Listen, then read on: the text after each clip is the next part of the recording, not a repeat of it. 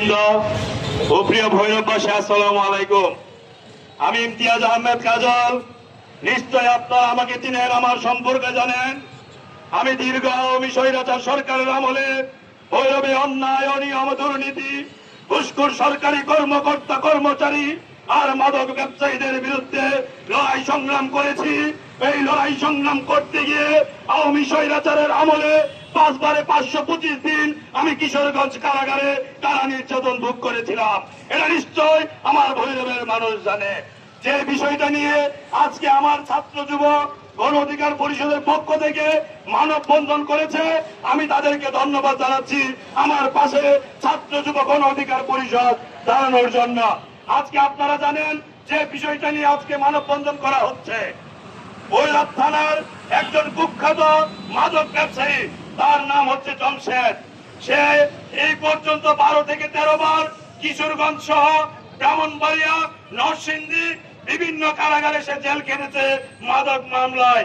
এমনকি আমি কিশোরগঞ্জ কারাগারে মিথ্যা মামলায় যখন 5 বারে 525 দিন জেল খেটেছিলাম, ওই 5 বারে ওই জমশেদ মাদক ব্যবসায়ীকে আমি কিশোরগঞ্জের কারাগারে পেয়েছিলাম।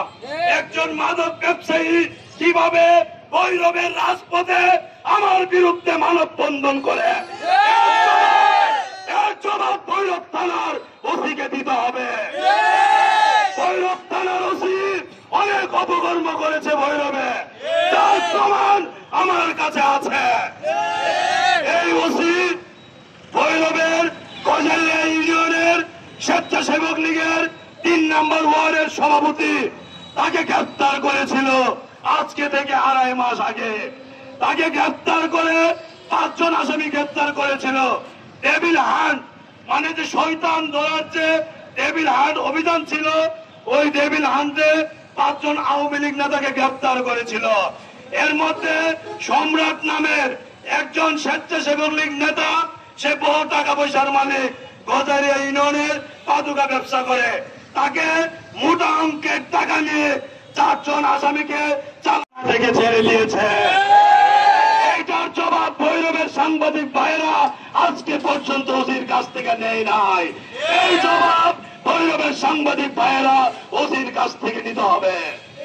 এরপরে আরেকটি ঘটনা ঘটেছে। আমাদের ভৈরবের চণ্ডীবের গ্রামের একজন অসহায় মানুষ, তার ছেলে মাদকাসক্ত অথবা জুয়া নেশা করে। তার ছেলে তার মাকে মারে, অত্যাচার করে, বউকে অত্যাচার করে। এজন্য ভৈরব থানার ওসির কাছে ওই মহিলা গিয়েছিল তার ছেলেকে সেফ কাস্টডি দেওয়ার জন্য, যাতে 1-1.5 মাস জেলে থেকে সংশোধন হয়ে সে তার মায়ের কুলে ফিরে আসে।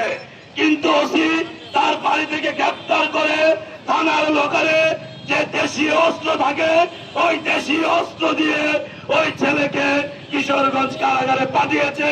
সে এখন কারাগারে আছে। ওই মহিলা প্রতিদিন বিভিন্ন জায়গায় কোনো না কোনো ভাবে কান্নাকাটি করে বেড়াচ্ছে, আজকে মানববন্ধনে উপস্থিত হয়েছে। এই বিষয়টা ভৈরবের ইউনো শবনম শারমিন সাহেবও অবগত আছেন। তার ছেলের প্রতি যে অবিচার করা হয়েছে। এবার আসি মূল কথায়। আমার ভৈরবে কিছু ভূমিদস্যু আছে, তারা নিরীহ অসহায় মানুষের সম্পত্তি দখল করার জন্য উঠে পড়ে লেগেছে। যেমন হাজি সাদেক মিয়া, তার সম্পত্তি, তার 5 জন মেয়ে, কোন ছেলে নাই। তার 5 জন মেয়েকে বিয়ে দিয়ে দিয়েছে। হাজি সাদেক অসুস্থ অবস্থায় বিছানায় আছে। এখন তার সম্পত্তি গ্রাস করার জন্য ভৈরবপুরের কিছু কুচুকরি মহল ওই জমশেদ নামক মাদক ব্যবসায়ীকে দিয়ে আসামি করিয়ে তার মেয়ের জামাইকে অ্যারেস্ট করিয়ে কারাগারে পাঠিয়েছে। ওই ভৈরব থানার ওসি একজন ঘুষখোর মাদক ব্যবসায়ী, দুর্নীতিবাজদের পাহারাদার। ভৈরবে থাকতে পারবে না। আমি গতকাল ডিসি মহোদয়ের সাথে কথা বলে আসছি। এসপি মহোদয় ছিল না, পুলিশ সপ্তাহে এসপি মহোদয় ময়মনসিংহ চলে গেছে। আমি এখান থেকে এসপি মহোদয়কে বলবো, এইরকম অসৎ ওসিকে ভৈরব থেকে অনতি বিলম্বে বিদায় করতে হবে। আমি ভৈরবের ছাত্র জনতাকে নিয়ে গণ অধিকার পরিষদের পক্ষ থেকে ভৈরবের রাজপথে ওসির বিরুদ্ধে স্লোগান ধরতে বাধ্য হব। মানব পাচারের যে মামলা হয়েছে, আজকে থেকে 20 দিন আগে 2 জন ব্যক্তি মানব পাচারের মামলা করেছে কিশোরগঞ্জ কোর্টে। ওই মামলা আজকে থেকে 18 দিন আগে ভৈরব থানায় এফআইআর করার জন্য, রুজু করার জন্য ম্যাজিস্ট্রেট নির্দেশনা দিয়েছে। কিন্তু ওসি ওই মামলা রুজু না করে সাদেক মিয়ার এবং সাদেক মিয়ার মেয়েকে আসামি, মেয়ের জামাইকে আসামি করে ওই পক্ষর কাছ থেকে লক্ষ লক্ষ টাকা নিয়ে তাকে জেলে পাঠিয়েছে। এই ঘটনা সারা ভৈরবের মানুষ জানে। মানব পাচারের টাকা হাজি সাদেক কেন নিবে? হাজি সাদেক ভৈরবের শত শত কোটি টাকার মালিক। সে কি মানব পাচারের ব্যবসা করে? সে কি বিদেশ লোক পাঠায়? তাকে কেন এই মামলা দিয়ে হেনস্থা করা হবে? এই অলরেডি আমি সারা ভৈরবের মানুষ জেনে গেছে এই মামলা মিথ্যা, এই মামলা ভুয়া। আমি অন্তর্বর্তী সরকারের আইন উপদেষ্টা আসিফ নজরুল সাহেবের দৃষ্টি আকর্ষণ করছি, আপনি অতি দ্রুত এই ভৈরবের মানব পাচারের মামলা তদন্ত করে সাদেক মিয়া এবং তার যে জামাইকে অব্যাহতি দিয়ে ওই জমশেদকে অ্যারেস্ট করাতে হবে। সরকারের স্বরাষ্ট্রমন্ত্রী, বর্তমান অন্তর্বর্তীকালীন স্বরাষ্ট্র উপদেষ্টা বলছে যে মামলা হলে আসামি গ্রেফতার করা যাবে না, আগে তদন্ত করতে হবে, এরপর মামলা গ্রেফতার করতে হবে। কিন্তু এই ওসি কোন তদন্ত ছাড়াই তার মেয়ের জামাইকে অ্যারেস্ট করে কিশোরগঞ্জ কারাগারে চালান দিয়েছে। এই বলে আমি আমার বক্তব্য শেষ করছি। আসসালামু আলাইকুম।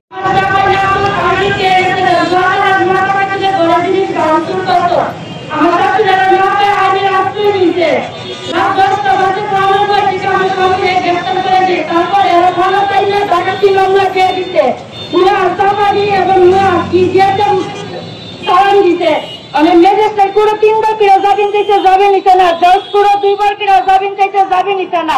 এরা সাথে 5টা পিসিপিএল লাগাই দিতে।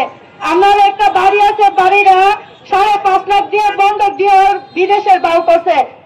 পরে যদি না বা করেন যে 5.5 লাখ দিয়ে মাইক দেবো এবং আমরা ঘরে ঘরে যাইতে হইব, ভিক্ষা করে আইতে হইব। এটা লাগে আমার জামাই যাতে শাস্তি থেকে নাম কেটে দিতে লাগে আমি সবার কাছে অনুরোধ চাইছি।